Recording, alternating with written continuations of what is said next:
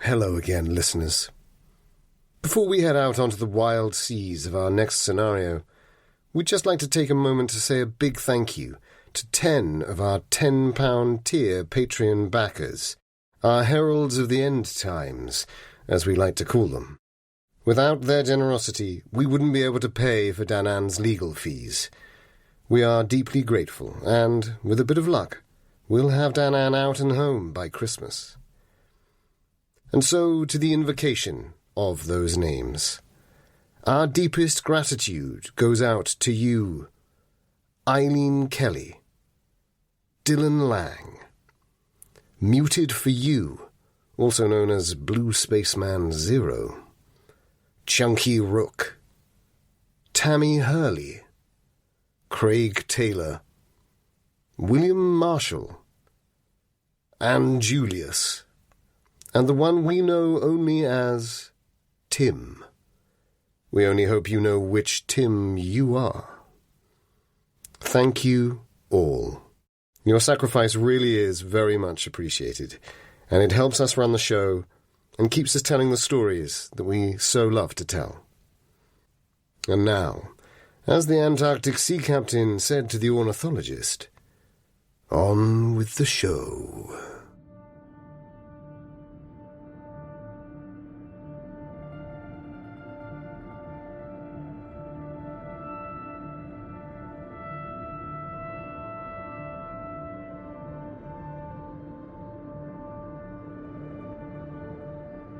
The dense green to black obsidian mass begins to be pulled away from by our invisible camera, travelling at great speed across the glassy surface of the deep South Atlantic as it reaches the Antarctic Straits, the South Shetlands. Proof positive of the British influence in these waters. They've got no business being there, but history tells the tale.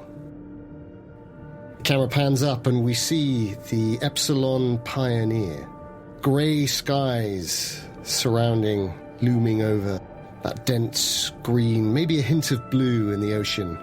Not choppy, but you would never say that it was calm. And a mass of grey cloud is forming a bank that hides the top of an island. Some 2 miles away from it, perhaps. And our camera pans around to see the helicopter aboard this shining flagship of the British Bird Preservation Society, the BBPS. This is the Epsilon Pioneer. The 1st of March, 1984. Some of us remember it well. Now, obviously, you've spent 6 weeks aboard ship, so you know each other by now. A little bit. Having been requested to meet the captain, Captain Warncliffe, who's just standing by the bar of the ship there. The bar for the railing of the ship, not the bar where you go to order your gin and tonic. 6 of his guests have been asked to join him to raise a toast to the arrival at Griffin Island.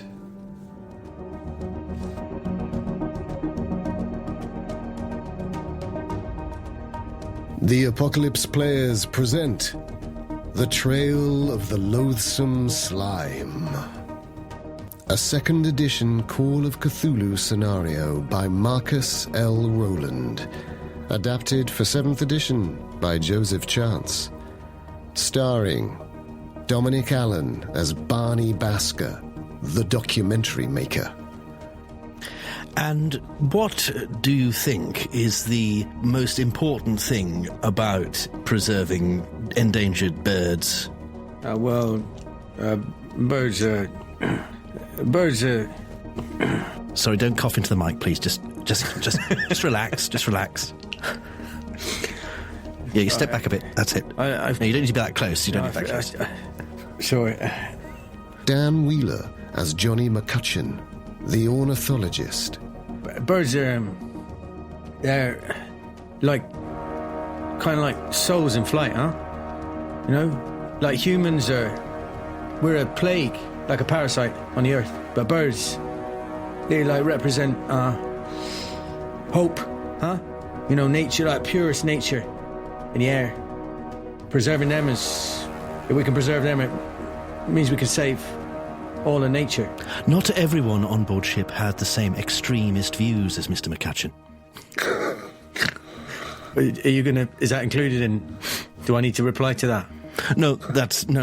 That's narration. That's as if I'm speaking directly to the listener. You normally do that after, when I've gone, huh?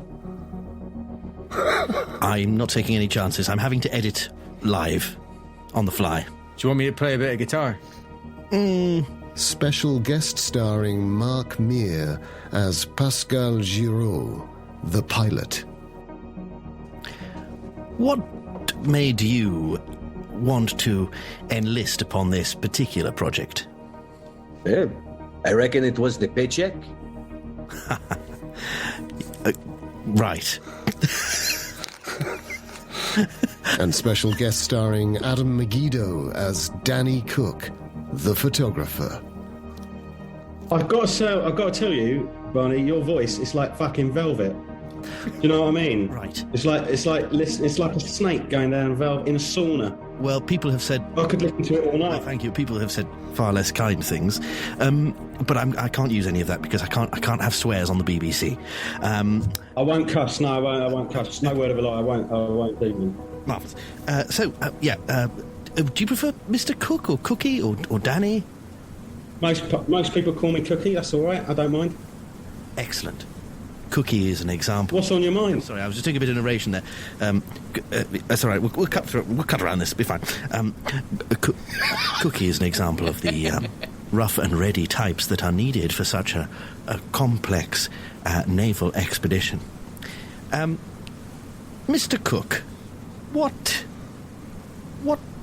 made you want to be part of this expedition of all the other things you could be doing? Well, that's a good question, Barney. I mean, I've been everywhere, to tell you the truth, you know. I've done wildlife, I've done war zones, I've done everything. I'm looking for something. Actually, tell you the truth, best gig I ever had was a week in Antigua with Sam Fox and Linda Lusardi. But the wife was steaming. She wouldn't speak to me for a week when I come back. It's something new, mate. Like some kind of... Like, there's a lot of all you ornithologists getting all excited about it. I'd love to snap something we ain't seen before. Well, that's a very noble aspiration, I think. Well, I hope wish you the best of luck in finding whatever it is you're looking for. New experiences, new birds, and possibly a steaming wife. With Jeany Spark as Dr. Rosa Thomas-Dalton, PhD, the researcher. Please, I just want to ask you a few questions. It's for the documentary. Hang on. I'm so sorry. No, please, the shoes. Oh, God. Oh, I'm terribly sorry. I think that was the last of it. Right, I'm sorry. I didn't realise you were in the middle of... I'm sorry. I wouldn't have pursued you as aggressively if I'd known that's what you were doing. You couldn't have known. I've got a 5-minute window before it happens again, so... If you want to ask me questions for your... is it an interview, a documentary? Hopefully it will form a very compelling radio documentary about the particular ins and outs of this expedition. That's wonderful. Yes, how have you found the living on a boat for so long?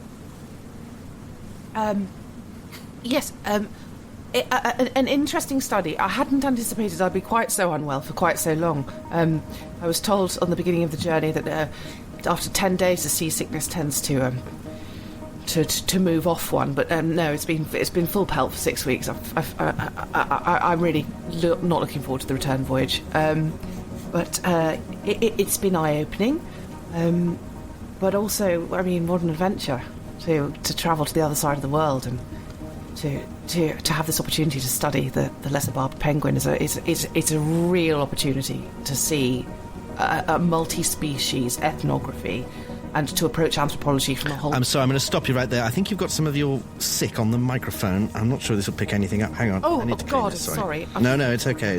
These things happen. Sorry. Actually, more often than you'd think. I'm just... that window's just tightened rather... I'm so sorry. I'll come back. Sorry, I'll step outside. Oh, dear God. Jesus fucking wind. Danann McAleer as Edwin Crowe, the independent security contractor.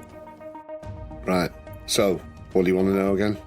Well, I was just going to ask you some questions about the expedition, what got you involved, and a bit of your background, perhaps. Well, for the documentary. I don't think I agreed to be part of a documentary.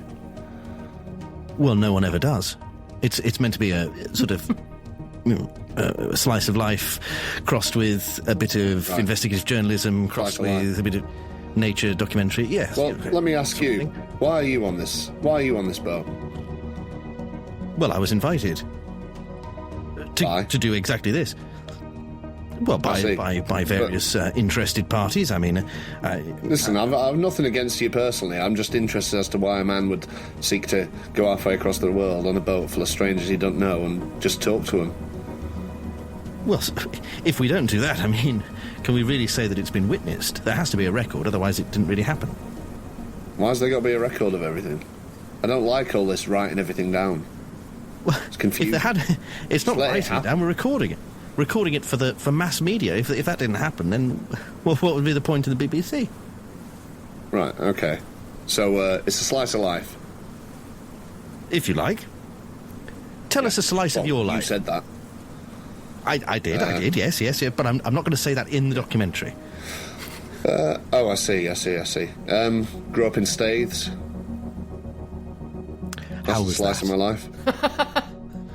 Great, yeah. See. Do you like fish and chips? Do you like the Moors? Together? Well, not always. I mean, occasionally I might indulge in some fish and chips. I grew up in Brighton, actually. Right, I thought you meant a lot of fish and chips there. Yeah, I've heard as much. Anyway, my family are Scottish, in fact. Oh. Are they? Lovely. Why? Where are you going? Sorry. I don't know. I don't like being in these cramped corridors. I'm off to get a breath of fresh air, all right? I'll see you in a bit. And Joseph Chance as your keeper of the arcane lore. It's March the 1st, 1984. You spent the last 6 weeks on the Epsilon Pioneer bound for Griffin Island, British Antarctica. You received confirmation of your part in the expedition on November the 9th, 1983, and you departed Bristol to Port Stanley on January the 11th. Discovered by HMS Griffin in 1840, the island is remote and largely unexplored, at least in official terms. It was previously known for its ornithological significance and is a reliable site for the provision of fresh water for passing vessels. The expedition today has a dual purpose, primarily to renew study of the last remaining colony of the lesser barbed penguin, but also to reassess the geological resources available on site and the potential to create an ecologically sound conservation station. The last manned research group faced a very poor Antarctic summer in 1976, arriving in the BBPS's previous ship, the Delta Pioneer, but staying only for a week. Aboard that ship were 3 members of the crew and officers who were aboard the Epsilon Pioneer, Captain Warncliffe, the first mate Ericsson, and second mate Rothman. All have visited the island before. On that occasion, in 76, bad weather made progress towards anything beyond a predicted bird census, and a perfunctory land survey extremely difficult. A return expedition was planned, but the war on the Falklands intervened. Your time on the Epsilon Pioneer has been spent preparing for researches, writing up task rotas, prepping and checking equipment, all alongside the daily business of life aboard ship with over 20 people on board. I won't go through the entire roster of individuals, some of whom are your work colleagues, other of whom you barely know, but you sort of say hello to on a passing in the corridors and the ship basis. But here's a few highlights, shall we say, of personnel aboard. The first mate, Ericsson, has a nice singing voice and is good with the guitar. Dr. Blatheby, the leader of the ornithologist team, keeps mostly to himself and has a particular interest in scrimshaw, you've noticed. The chef, Percy Brown, makes curious dishes influenced by his Eastern European ex-wife. You were rather sad to miss out on the crew's borscht with fresh rye bread rolls last night, but you did enjoy the stroganoff with dumplings at the captain's table all the same. And there's the youngest crewman, Ahmad Patel, who has proved most willing to discuss the ship's library, such as it is, proving an almost insatiable conversationalist regarding almost any of the titles therein. You've done a few training sessions regarding the use of new tents designed for Antarctic conditions and familiarization with survival equipment. The ship is carrying both a sea-landing, two-seater Bell helicopter, and in the hold there's a modified ST-4 snow track, an all-terrain vehicle which seats 4 with room for research equipment. All the mod cons. This morning is the morning of your arrival at Griffin Island.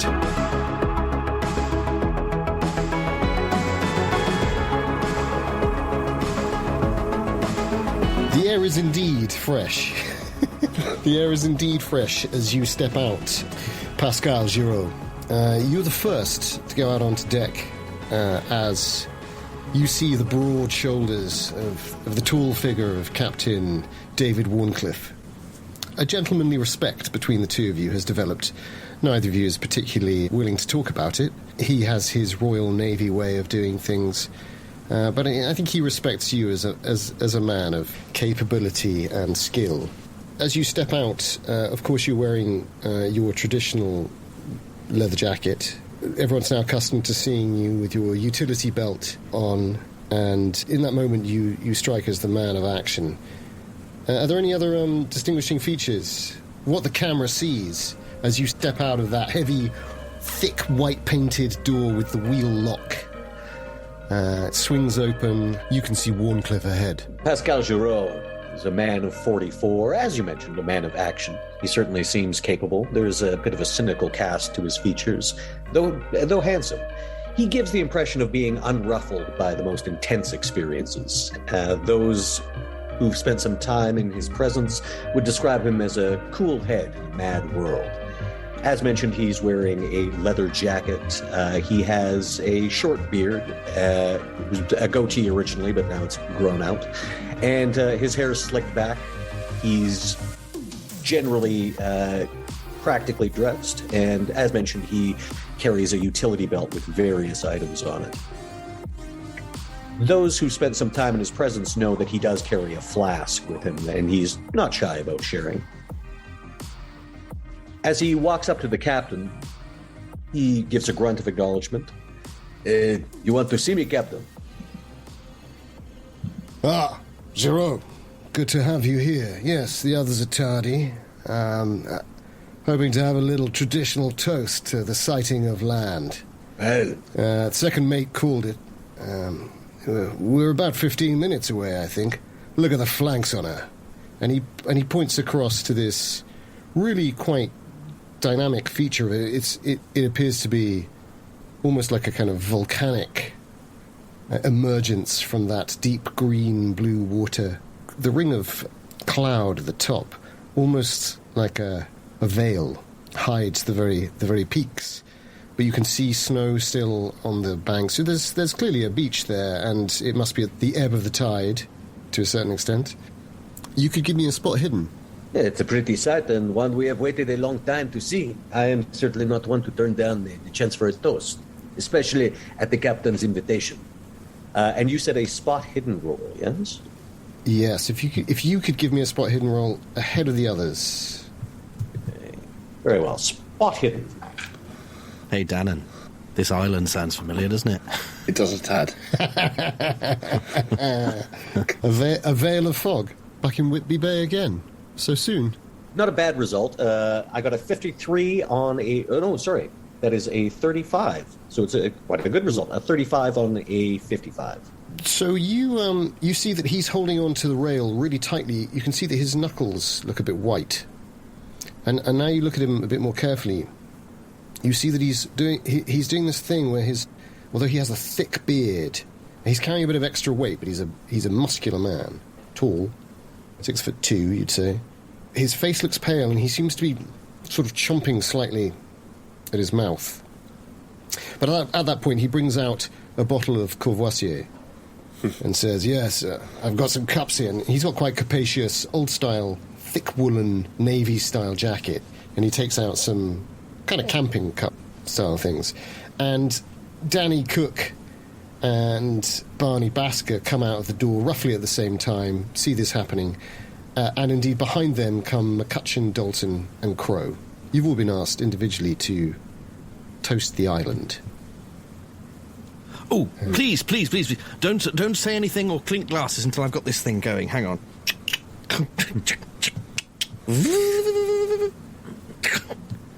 Okay, carry on. Yes, of course, the recording equipment comes out. So Warncliffe starts pouring brandies and goes, here we are, everyone. Gentleman, lady, there you go. A double measure for you, ma'am. Oh, thank you. Ma'am, I should say, ma'am. Too much time with those Americans. Thanks very much. Yes. He doesn't give you a double measure, and he's quite soft at the eyes when he passes it over to you. Believe you me, we'll be on shore in 15 minutes. Everything will be fine. Thank God. Could you all give me a spot hidden, and I'll Giraud, I'm going to count you as passing, because it was close to a heart, so... It's an extreme success from Johnny McCutcheon. Nice.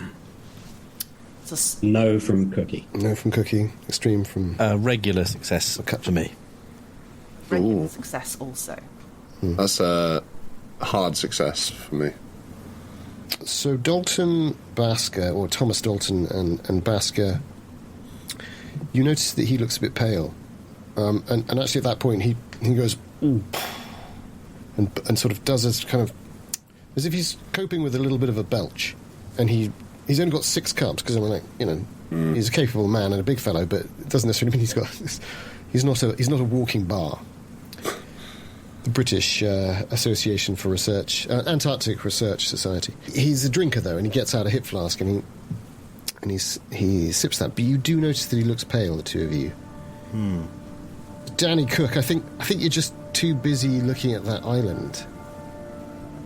Yeah, sure. And it's quite a handsome sight after so much sea for so long.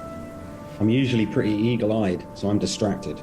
And actually your reward is you get a glimpse of the gold of sun to the east, for it is 6:45. I'll get some snaps on the Nikon. Yeah, exactly, so camera's up. And for the hard success, Crowe, you notice that it's just that habit you have. You just cast over your eyes, and you see that there's a figure standing on the port side at the front of the boat. Looks like a big man. At this distance and in the sort of half-light of morning, it's not 100% clear, but you think it might be the steward, Right. of the ship. And he's standing, and there's just something slightly off about him. But McCutcheon and Giraud, it's very clear to you that there's something odd about him. He seems to be staring fixedly, and he's not holding the bar, which is strange, because when you're on the side of the ship like this, the tendency is to sort of hold it with the swell. And he's just sort of trusting his legs, and you can see him sort of slightly staggering, as if he might have had too much to drink. McCutcheon, with your extreme success, could you give me a listen roll? Sure. Because I think you've become a little bit hyper-aware, shall we say. And that's an extreme success on my listen. Okay, so you think you hear what sounds like a whoosh and a thump, and then something rapid that could be someone running back in the main body of the ship. These ships have those sort of dull echoes, don't they, of the metal, and it's like because they're so solid. And it's from the door that you just left out, from this port side door. There's another equal opposite door on the starboard side, so you can go to either side. And there's further doors up. Is that unusual? It's the whoosh and the thump, followed by what sounds like running feet. With an extreme success, I'll give you all 3 details. In that moment, do you say anything? Am I close enough to either Crowe or Giraud to maybe mention something to them quietly? Well, Crowe was coming out at the same time as you, so roll luck. Let's see if you moved. And I'll give you a bonus die. Thank you very much. Because you did so well. all of your extreme yes. successes. So that's a pass on my luck. Nice rolling so far. Yeah, Crowe's still next to you. I sort of imagine you all along in a line, and Warncliffe's next to Giraud, who's And so me and Crowe are sort of closest to the door. further to the back. I just maybe stern. I just put I've got a cigarette halfway to my mouth, and I just turn to him. It is the 80s. Yeah, so either halfway to the mouth or in the mouth, and I turn to Crowe and I say, "You hear that? Some sort of commotion down there." Give us a listen check, just Crowe. Yeah. And while that's happening, Giraud, are you going to do anything about this sort of swaying, staggering man? Are you? Ooh, that's a 2, so that's extreme success. Question, have I noticed the staggering man, or did I... Yeah, so, but only you and McCutcheon noticed. I'll draw the captain's attention to him. What is the name of the fellow that I think it is? He's a big man. Big Barney. So, actually, you do recognise, even though I'd say you were furthest to the stern, you think it might be Henry Duff, who is on the engineering team. He's rather loud and dislikable. It carries too much weight. I'll draw the captain's attention to him instead. Yeah. What you think Duff is up to, eh? Oh, goodness knows. Good point, though. Looks a little more to starboard than to port, if you see what I mean. Yeah, I understand, but you want me to have a word? No. I'll talk to him in a moment. And you do see he closes his eyes as if he's sort of fighting a wave of nausea. That'd be your instinct. But he absolutely masters himself, and through whatever action anyone does next, he says, "Anyway, enough of this. Here's to Griffin Island, and to 1840, when HMS Griffin landed here. When HMS Griffin landed here, all those years ago, 124 years ago, not today, of course, but it was around this Antarctic summertime. Cheers. Bottoms up." He drinks. Cheers. Cheers. I cheers as well. And I did get a 2 on my listen, so I got an extreme success. Perfect. So, I'm going to go with Giraud and Crowe and McCutcheon, just for now. There's some snaps coming from Cook. They're pretty good snaps, too. No photography roll needed. Basker's recording the whole scene. Dalton's probably fighting the urge to... You did drink the brandy, Dalton? Sipping. So you sipped a little. But Giraud, Crowe and McCutcheon, you could physically do something during that toast. You could drift. You could walk confidently, even. You could run if you liked, although that might seem a little out of sorts. Well, was there anything specific I learned from my listen? Oh, and the listen. Yeah, so you heard running. You heard dun, dun, dun, dun, dun, dun, but it's below deck, and it instantly trails away. If McCutcheon hadn't caught your attention, you wouldn't have heard it. Right. I'm not sure I'm that bothered by that. I mean, well, it's unusual to hear it at sort of... Yeah. It's unusual. I'm just saying, no, it's none of my business, huh? But I heard like that sounded like a thump and a run, like maybe someone had, like maybe it's some kind of scuffle, huh? But it's none of my business. I just thought I'd let you know. What's that? What are you talking about there? Something untoward on ship? Yeah. Running down. I say, Duff! And he shouts in this very loud, which I won't do. But at the same time, Giraud, Crowe, are you going to be moving? Yeah, if the captain is directing me. McCutcheon's wisely communicated, but I think that's his movement up. Actually, how well do I know the captain? Probably fairly well. 6 weeks. You know, you trust him. I think you do think his caution is wise regarding certain choices. It's certainly his policy on no weapons aboard ship. You approved of heartily. Could I try a psychology roll on him just to see? Yes. If I'm getting some insight into what he seems out of sorts. And here we go. Okay, that's a 13 on a 28, so it is a hard success. It sort of all falls into place for you that he's hiding the fact that he feels sick, and also you think that was perhaps why the softness in the eyes was there for Rosa Thomas-Dalton. You suddenly realise, oh yeah, he was being nice to her because she's sick all the time, and now he's feeling sick, and you've never seen him. I mean, he's very experienced, former Royal Navy, and again you see his hand is now gripping the bar.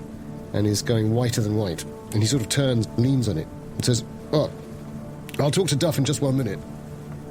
What's all this business that you're talking about?" But he doesn't look at you all. He sort of turns away, which is most unlike him. Crowe, are you going to do anything? Yeah, I think I will. I think what McCutcheon pointed out to me, I think going downstairs. I'm going to go down the steps, see what that fuss is about. Even if it's just excellent. Yeah. So you walk to the door. Giraud, I'm gonna say that because it was a hard success, I'll give you a little choice as well. Are you going to go any particular direction, a few yards, or are you going to stick with the group? I'm actually sticking with the captain and just coming close to him. So this is nice. setting confidence. Like, Captain, you need to go to your quarters, maybe see the dock. What you hear is, I don't think I'm even going to make it there, old chap. Come on. And as he vomits, the figure that you recognise as Percy Brown. It is a name you've heard before. Percy Brown, the chef, comes out. Huge fella. Fat as anything. But, he loves his food. Good on him. You don't want a thin chef. He comes out. He's got beard as well. A bit like the captain's, but it's gingery brown. He comes out, and he's in his apron, bareheaded. He's not got his cold jacket on. You've all got jackets on. It's cold. It's like 2 degrees. And that's the Antarctic summer. He staggers out, and you hear this kind of and he's got an axe in one hand, and in his left hand, fucking hell, he has the head of the radio operator, Nilsson. Fuck. What? Fuck. Jesus Christ. So, Crowe, you're heading directly towards this. At this point, the chef appeared with an axe and a severed head. My instinct kicks in. My journalistic instincts. I think you managed to get that out, Basker, before your sanity roll. Maybe it's in my involuntary action, let's see. So, yeah, well, that's a beautiful involuntary action. So, Cook... My mania is to narrate Giraud. everything. So perfect, thank God. Has he burst out from where I was going down? That's the run. Yeah, he's just come out with his head. It's dripping blood, and the axe is dripping blood running down his hands. What you at first maybe thought was sort of the juice of some beautiful Argentinian steak, you now realise is actually probably human blood. Sort of spattered all over him. I told you we wouldn't get off the boat. I thought you meant because of time. I thought it was because of time. Danny Cook, Edwin Crowe, and Pascal Giraud. Oh, fuck! Yeah. You blink hard. The old instincts kick in. Yeah. And you can all make choices without having to make a sanity roll. Yeah. Johnny McCutcheon, Barney Basker. I mean, if my last move was to go down the steps. Well, yeah, you're well ahead, but let's deal with our sanity rolls. Sorry, yeah. The shock of the new. Good lord. So no sanity roll for those of us with, I guess, combat experience? The three of you, as it turns out, have combat experience. Well, I've rolled a 93. Ooh, lovely. I rolled a really good roll on my sanity. I passed it, the flying colours. A 93 on my 40 sanity. A pass for McCutcheon, and Dalton's nodding, but I'm not sure if that means... A hard pass, 29 to a 70. Yeah, she's got some sand. Although I'd like to say that on the sight of the blood, she immediately throws up on herself again. yes, I think that is fair. But you're not frozen. No, I mean, far from it. There's no involuntary action. So it's a D3, I think, Basker, because it's just so unexpected. Yeah. My sanity roll was so good. Please do. I love it when players roll their own sound loss. 1. Lovely. Very nice. An 1/8 of my remaining sanity left in me that I can use without going mad. 40 sanity. This is a good thing to know, actually. So Yeah, mine's only 45, but I rolled an astonishing 6 on my sanity. So I think, as I see this figure come out, the cigarette just goes into my mouth and I slowly light it. I thought you were going to say slowly swallow it. and then jump overboard. And then pull it out your nose. Got off the boat, though. Got off the boat. Ship. Yeah. Ship. It's not a boat. So, now I'm going to... Because Crowe made the choice, I'm going to give you the edge and do the lead. So you're the Dex order. Great. Because you're closest, and Yes. you were heading in that direction. Yeah. What is your dexterity out of interest? 70. 70. Giraud, what's yours? Giraud, 70. You're 70 as well. Danny Cook, what's yours? 55. 55. And I'll come back to... Essentially, the other three of you... We've had a bit of a fright. You've had a fright, so you've mastered your senses. I think Basker... I think the involuntary action is... You say that, and then you just... If it's all right with you, I think you'll just record for this moment. So I'll come back to McCutcheon and Dalton in a second. But you're still by Warncliffe, Basker. He's like 5 yards away from you. Cool. So Crowe, you see this man, he's kind of coming towards you Yeah. and looks frenzied. Instinct kicks in. I've had this sort of moment, someone bursting out of their gents in the Georgian Crown or the sloop in Staithes, bursting out covered in some feculent matter and sort of looking for a scrap. And his hands are clearly, he's got an axe in one and a head in the other, right? Yep. And I think before I have time to even take in that, I just see the expression on his face, I see the whites of his eyes, and I go to grab his arms and just do a full nut straight on the bridge of his nose. Just want to fucking headbutt him. Okay, so you're going to attack using Brawl. Yeah.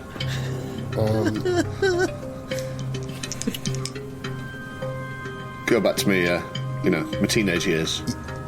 Yeah, amazing. Let's do this. Let's have a go. My brawl's not brilliant. It's been a while. And that is an 83, which is not good. Well, he too has failed. So Okay. it's The shock of the moment, I completely miss it, and I sort of go to head his collarbone by accident, or something. Yeah, and I think his arms are his right arm is slippery with blood. Yeah. And too so messy a he's moment. sliding down. You can't get a good purchase on him. He's stronger than you first thought, perhaps. Yeah. But he tries to he perhaps slightly nonsensically tries to brain you with the skull of the head. Without kind of swings over, so sprays blood across the deck. Wow. Dalton instantly vomits again. Excellent. There's nothing left then. Nothing left. Poor Dry girl. retching, brandy. So nothing either way for those two, but no wounds on either side. Giraud, I imagine like a cat. At this... Big cat. Yes, although he does spit out a Quebecois curse, Calais, as the blood from the head splatters all over the deck. And he is going to attempt... He's holding his glass in his hand. He's going to glass it. He's going to, try to smash the glass into his face. Or no, wait, is it... Nice. Is it a glass? That's the question. Roll up. Oh, yeah. That is 52 versus 80. Oh yeah, you're lucky. I am a lucky fella. You're lucky. You're insanely lucky. Let's see if my brawl is as good as my luck. It would be brawl, yes. Yeah, so you charge over with the glass, but I'll give you damage with improvised weapons. It's not just your fist. That is a 49 on 60. Nice. Sadly, you don't get a damage bonus, do you? But so it's so improvised weapon. 1d4. Yeah, punch would be 1d3. Yeah, I think 1d4. I'm going to say, because it's glass, I'm going to say 1d4 plus 1. Yeah. That is 3 points of damage. But you're using it up to do this. You don't get to keep using it. Oh yeah, no, I just smashed the glass into his face. Yeah. Begbie style. Yeah. And then I'll try to position myself so that I can be out of the way of the hand that has was it a meat cleaver or a knife? Yeah.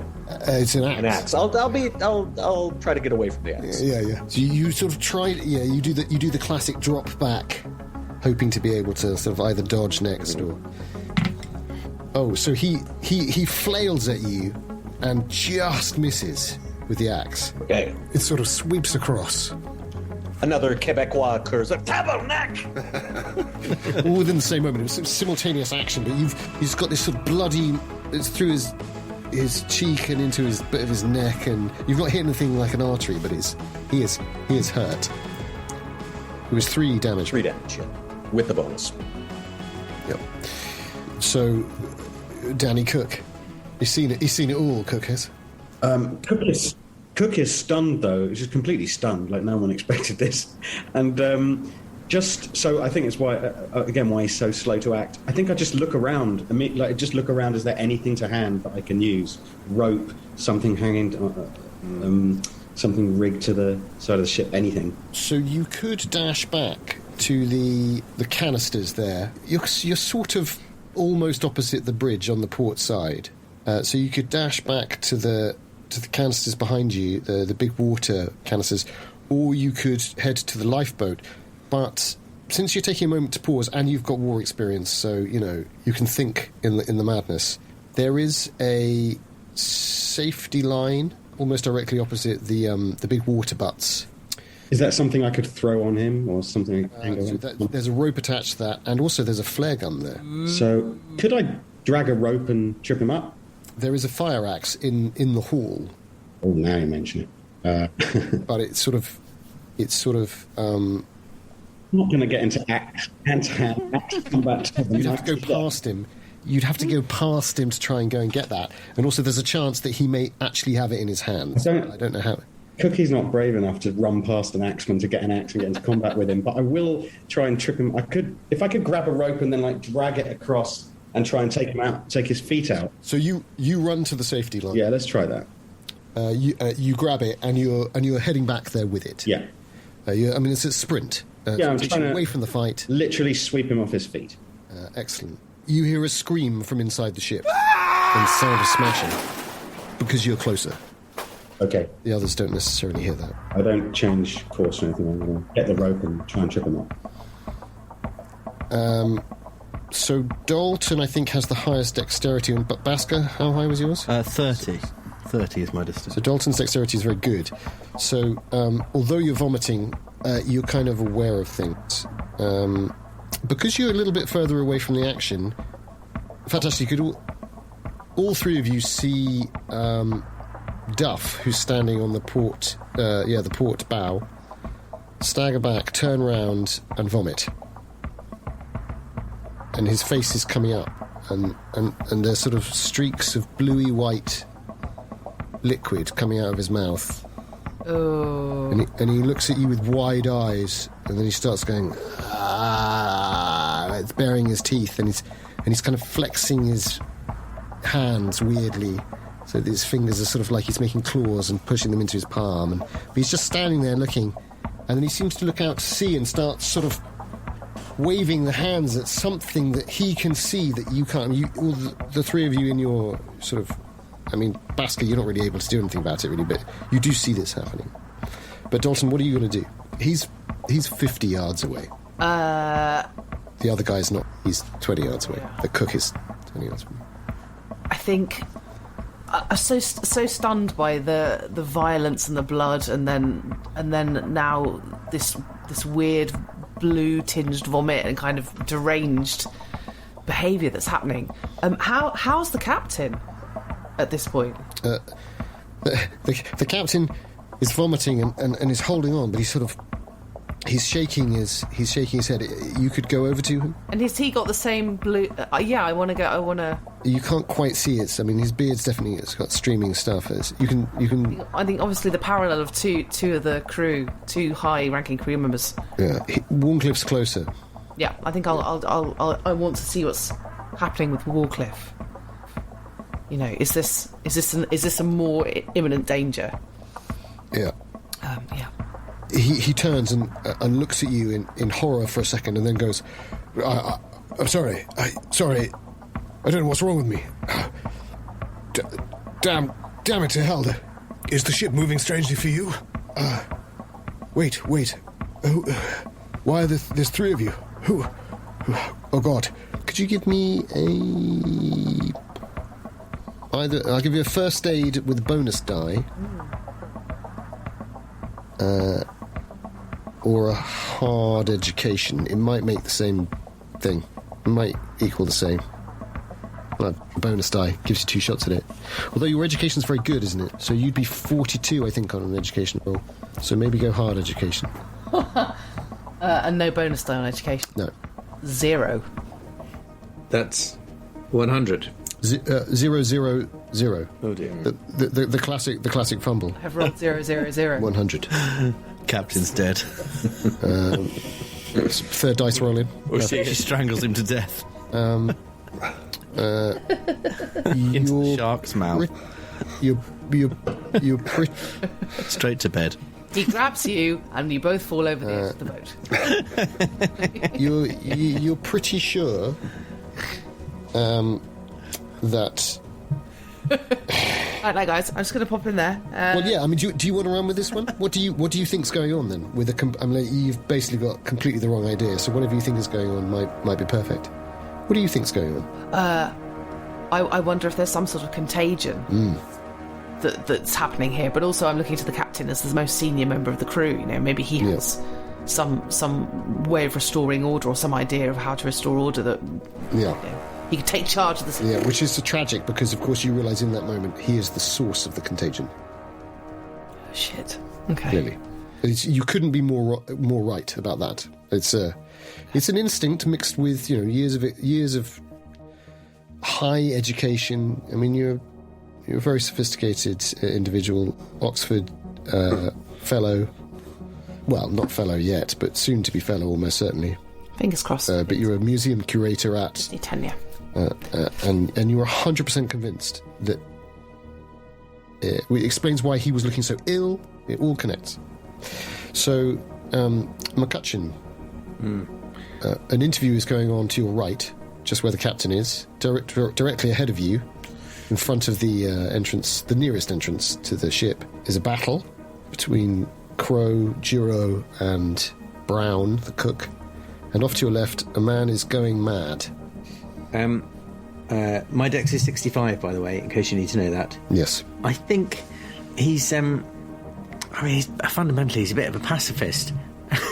But this is a nasty situation. I think what I might, given that there's a few people now surrounding the cook, I might run at him and see if I can get in there, grab his axe arm and try and disarm him, so that I can try and put an end to this horrible violence.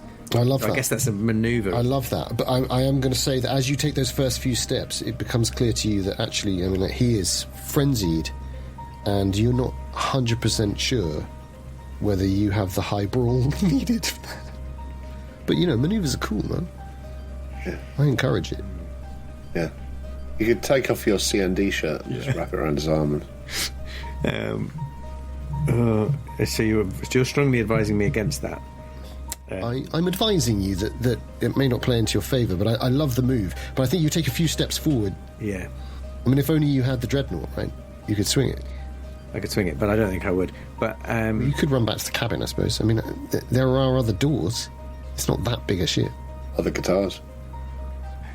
But I've just had a scream from down below as well. Well, actually, because of your previous extreme listen, it'll be the last time I use it. You hear thudding feet coming up from below decks, which is the crew. They're the crew quarters. You're on the same level as the. Actually, no, everyone's down below, but they're at the bottom. You hear more shouting and running, and it sounds like people are coming up. So I'll give you that advantage for having moved forward. Okay. But I'll have to hurry as to what your action might be. Yeah.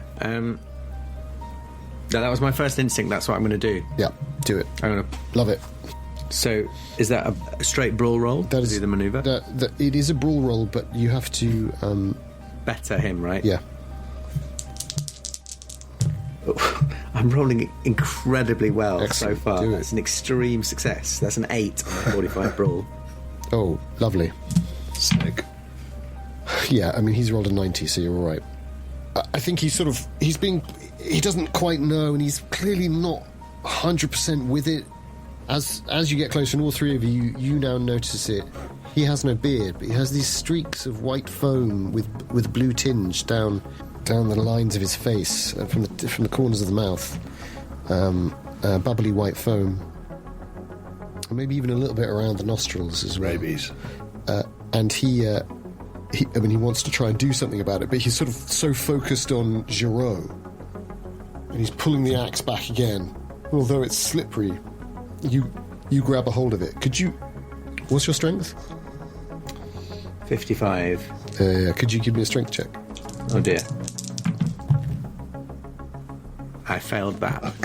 Yeah, so did he. So there's a tussle, but and it comes out, but it also comes out of your hand and kind of clatters on. You go over with it. He's still up on his feet. I mean, you're not in the combat anymore, and you're not the focus of his combat. But you're now sort of back on your bum and with your hands out behind you. The axe is right next to you. A successful disarming has occurred. Great. So, Basker, you lost the sanity, but I'm not going to punish you with complete immobility. It's your choice. I'm stood relatively close to all this, right? Oh, yeah. I mean, they're 15 yards away from you directly ahead. Okay, well, in that case... Boom distance. I stride forwards. I've had enough of this. Ruining the documentary. I've got the microphone on a sort of boom arm. So as I walk past Crowe, I sort of push it into his hands for him to take it off me, and I roll my sleeve up, and then I punch this chef right in between the eyes. I've got a lot of boxing experience. That is not so unlikely. It's true. Got me kicked out of Oxford. Yeah.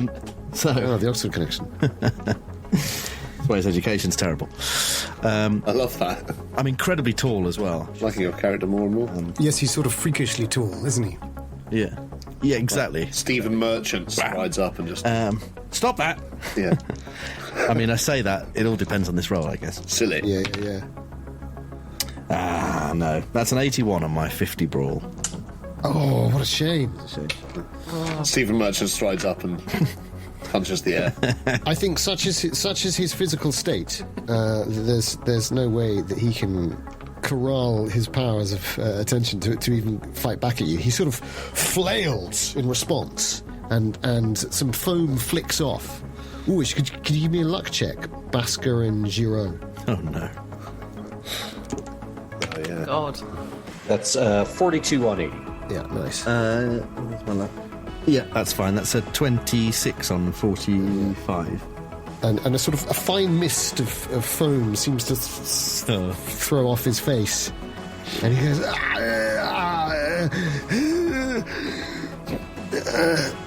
but then he sort of... It's as if he still thinks he's got the axe, and he sort of swings at you and then he looks at his hands as if something's disappearing from his hands, and he can't understand why. And he looks round at you. That is technically the end of that round. So... Well managed. We have 70 and 70 from Giraud and Crowe. I think it's 75 from Dalton, yeah. 65 McCutcheon, 65 Basker. Cook, did I get your... Adam, did I get your dexterity? 55. Mine's 30. Oh, 35. 55 from... Okay, mine's so... 30. 30. Yeah. Very slow. And is it power? It's power, isn't it, that defines who goes first out of Giraud and... No, the combat skill. Oh, combat skill. Sorry, of course it is, yeah. Yeah, little leading. I'm using Brawl, so that's 60. Yeah, yours is higher than mine. But only just... Okay. But Dalton technically has the first turn out of sheer sort of electric nerves. Hello. But she's not in the combat. Yeah. No, definitely not. So Dalton, what's she gonna do? I think having had this realisation that the captain is sick, and we're all sick of the same thing. Well, yeah, like try to push him away as much over the rail. Yeah. I think for the benefit of those listening at home, I should explain that both Jeany and Dan are using their combined 6 years, 3 years each of theatrical training in the finest schools in the land to mime pushing Captain David Warncliffe off the edge of the ship over the railing. And if he's sort of slipping and sliding around. Fuck. I mean, yeah, to be fair, you do 100% Rosa Thomas-Dalton. You believe that he is the cause, the epicenter of the contagion. Oh, wait, you're doing this to the captain? Yeah. Oh, shit. Yeah. Oh, fuck. Fumble was with the captain. Yeah. He's patient zero. I think it's instinctive, isn't it? Yeah. I mean, whether you were to say you definitely pushed him over the ship's edge, or whether you just pushed him because you wanted to get him away from you. Yeah. And I mean, really, from a meta point of view, it's like, oh, he's done. He's infected. Let's just... I see the way it's Cleansing. going. Okay, I see. We don't want to end up in a thing situation where we're having to test people. Get them now while we know who they are. We don't want to end up in that situation. Yeah. Okay, fine. No, that's the other way to go. Not again. Yeah, exactly. Don't wait till all our heads have legs and they're wandering around. The ultimate stabbing. I was on TV last night. Oh, can't wait to watch it again. Is anyone else close enough to help me push him? The only person close enough now, I think, is... actually, no. They've all kind of engaged or have gone past. Okay. You can see Cook running back, and he's the closest to you. And actually, Giraud, you could probably reach, but he does seem very intense. I mean, he looks like he's looking for an opening. Yeah, I would think my focus is entirely on the insane man who recently had an accident. Who just had his accident. Yeah. I mean, he's massive. He's a big guy. And might I shout out something to the rest of the group? Yes, you could do that. Yeah. At the same time as pushing him?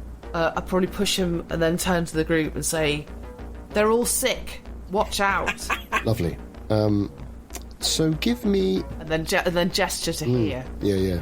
Because we've all seen this blue, white, bubbly thing. Salmonella. 1984. Just a bad case of salmonella. Right? Kinder eggs gone wrong. Government need to crack down on that. Edwina Curry, right? Edwina Curry. That's all ancient politics. I think the call I'm looking for is a brawl. A brawl or a brawl. A brawl. A bowl roll. Roll. A brawl. This is a bowling roll. Brawl roll. Yeah. I got a 13 on a 28. Oh my word. Spare. Strike. Look at her go. That's it. Okay, so you push him directly backwards, and he looks horrified, staggers back, and begins to teeter, really teetering on the railing. He's not gone, but he's clearly in the process of really losing his balance and might tip over. But he's not out yet. His feet coming up there. Yeah. Okay. I think 1 foot is off. It looks like he could go, but that probably gives you a bit of momentum to move, but you wouldn't be able to engage the other combat or anything because you've. But are you running towards Cook, or are you heading back? I mean, Duff's behind you. I think I'm heading towards Cook. Yeah. Yeah. So sort of sneaking round back to the steerage. No, the stern. Push, go. Love it. So you've done that. Giraud. Pascal Giraud. Did I see where the axe landed? It is unfortunately on the other side. He's a right-hander, and it's on the other side of the combat to you. Because I sort of had you pulling back to his left. Okay. Only a little bit. You could try and dive for it. You could do one of those sexy roll pickups. Sure. What would I use for such a thing? Brawl? Probably. Or you could. Oh, go on, Dan. You could ask me for it if you could. He's probably near me, right? Oh yeah. Yeah. Give me the axe! Yeah, love it. McCutcheon, do your throw roll. or you can do something else. My throw's not very good. Slide it! Throwing an axe. As you crowd of people. He says, slide it. Give me a throw roll with a bonus die.